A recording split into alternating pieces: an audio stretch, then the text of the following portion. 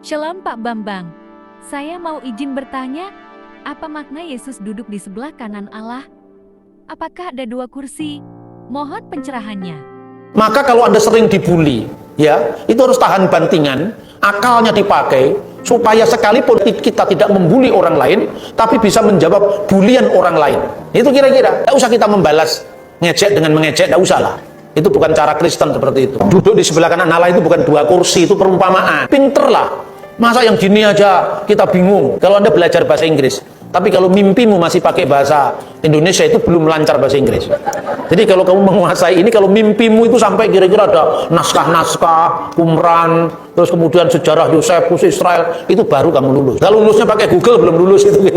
Ya apa sih duduk di sebelah kanan Allah? Itu tadi Mazmur tadi, Neum Hasem Laduni, berfirmanlah Tuhan kepada Tuanku, Siflimini, duduklah di sebelah kananku. Bait Allah di Yerusalem itu memiliki 3 ruangan. Ruangan pertama itu adalah tanda kehadiran Allah, Sekinah Ilahi, itu ruangan Maha Kudus. Lalu ruangan kudus, lalu halaman. Di dalam ruangan Maha Kudus itu sebelah kanan yaitu istana Daud. Jadi duduk di sebelah kananku, Mesias itu akan menjadi raja, segala raja yang kekal. Itu artinya bukan artinya ada 2 kanan dan kiri, bukan. Tuhan kan nggak mengenal kanan dan kiri, atas dan bawah, karena Tuhan itu mengatasi ruang dan waktu. Jadi jangan membayangkan Yesus dalam kemanusiaannya. Itu menggambarkan apa? Kristus setelah bangkit dari orang mati, dia naik ke surga. Kemanusiaannya tetap ada, tapi kemanusiaan yang tidak lagi terikat oleh ruang dan waktu. Itu yang disebut tubuh surga. Nasrani itu artinya pengikut Yesus, orang Nazaret. Kristen itu pengikut Yesus yang adalah Kristus.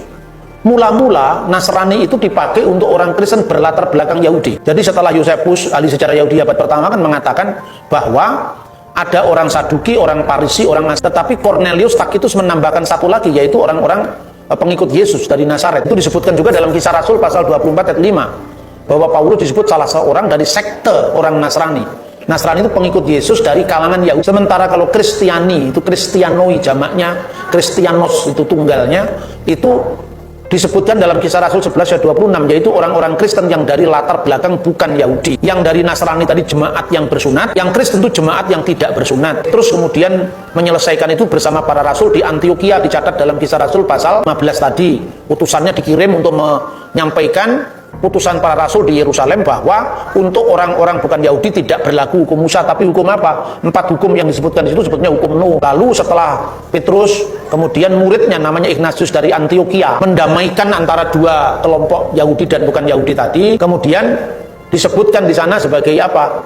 Aku percaya akan satu gereja yang kudus, katolik, dan apostolik, itu sejak tahun 100-an. Mendamaikan 2 kelompok tadi, karena apa? Pada waktu itu, 2 kelompok itu yang Nasrani dipimpin oleh Ignatius, yang Kristiani dipimpin oleh Evodius. Evodius itu latar belakang bukan Yahudi, Ignatius itu latar belakang Yahudi, Kristen yang disebut Nasrani. Tapi setelah akhirnya perkembangan kemudian mereka semakin bisa saling memahami, mulailah dikenal istilah satu gereja yang kudus, katolik, dan apostolik. Katolik itu belum menjadi nama gereja sekarang, itu masih menjadi kata sifat dari gereja, artinya satu gereja yang kudus, am, dan rasuli. Munculnya di sana. Tapi sejak abad keempat, kata Nasrani ini dibajak oleh bidat yang namanya bidat Nasrani Mandayan. Sejak saat itu orang-orang Kristen di Arab sampai hari ini tidak mau disebut Nasrani, karena Nasrani itu selalu menimbulkan salah paham. Tapi kalau Nasrani di abad pertama itu adalah orang Yahudi, Kristen, orang Yahudi yang mengikuti Yesus berdasarkan hukum Musa. Kalau Kristen di Antioquia, orang-orang yang mengikuti Yesus berdasarkan hukum Nuh. Kira-kira seperti itu. Ya, kira-kira itu. Pertanyaan berikutnya, kata Tritunggal tidak ada dalam Alkitab. Teologi agama apapun judulnya juga tidak ada di Alkitabnya. Kenapa hanya Kristen yang dibully? Islam misalnya, ajaran utamanya tauhid. Mana ada kata tauhid dalam Quran? Apa kalau nggak ada judul berarti ajarannya salah? Oh, judul dipersoalkan, isinya gagal, Pak. Ya toh, jangan mempersoalkan judul. Oke Pak Bambang, penjelasan Anda sangat mencerahkan dan menguatkan iman kami. Terima kasih, Tuhan Yesus memberkati.